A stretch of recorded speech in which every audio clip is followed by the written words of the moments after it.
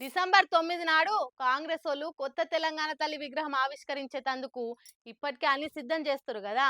అదే రోజు సర్కారోళ్లకు పోటీగా పాత తెలంగాణ తల్లి విగ్రహాన్ని ఆవిష్కరించేందుకు సిద్ధమైతుండ్రు కార్పాటోలు. మీది సవితి తల్లి విగ్రహం అయితే మాది అస్సలైన తెలంగాణ తల్లి విగ్రహం అని అంటుర్రు. తెలంగాణ తల్లి విగ్రహం పంచాది బాగానే ముద్రింది. డిసెంబర్ 9 నాడు సచివాలయంలో సీఎం సారు తెలంగాణ తల్లి విగ్రహం ఆవిష్కరించబోతుండు కదా.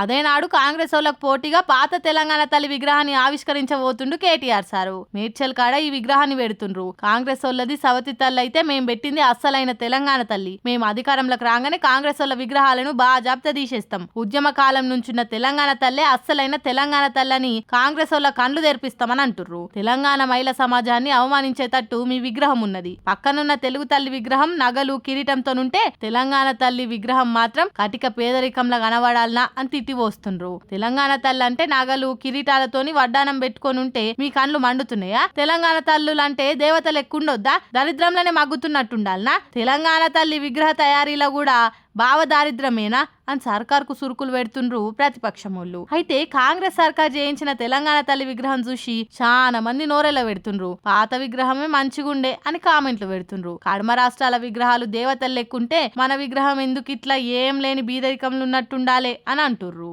చూడాలి మరి ఏమైతుందో. తెలివిగల్లోనికి తేలు కుడితే తెల్లాలేసి మొత్తుకున్నాడట. హాగు గట్లనే ఉందంటున్నారు. హరీష్ సార్ మీద సర్కార్ వరుసగా కేసులు పెట్టుడు చూస్తున్నారు. ఎట్లనన్నా చేసి హరీష్ రావును లోపట్టేయాలి. హరీష్ బయట తిరిగితే మన పాచికలు పార్తలేవు. జనం మన మాటలు నమ్ముతలేరు. కొన్నొద్దులు హరీష్ ను బయట తిరగకుండా చేస్తే మన రాజ్యం ఏలొచ్చు అన్న ఆలోచనతోటి హరీష్ సార్ మీద కాంగ్రెస్ సర్కార్ వరుసగా కేసులు పెట్టిస్తుందన్న ముచ్చట్లు వినబడుతున్నాయి పొలిటికల్ సర్కిల్లా. మాజీ మంత్రి హరీష్ సార్ అంటేనే ట్రబుల్ షూటర్ అనే పేరున్నది. ట్రబుల్స్ ను బబుల్స్ లెక్క ఊది వాడేసుట్లా సార్ ను చూసే నేర్చుకోవాలి అని పక్క పార్టీల లీడర్లు ఉడవగొడుతుంటారు. జీవితంలో హరీష్ రావు లెక్క పబ్లిక్ ల పతార సంపాదించాలే అని అప్కమింగ్ లీడర్లు ఆదర్శంగా తీసుకుంటున్నారు.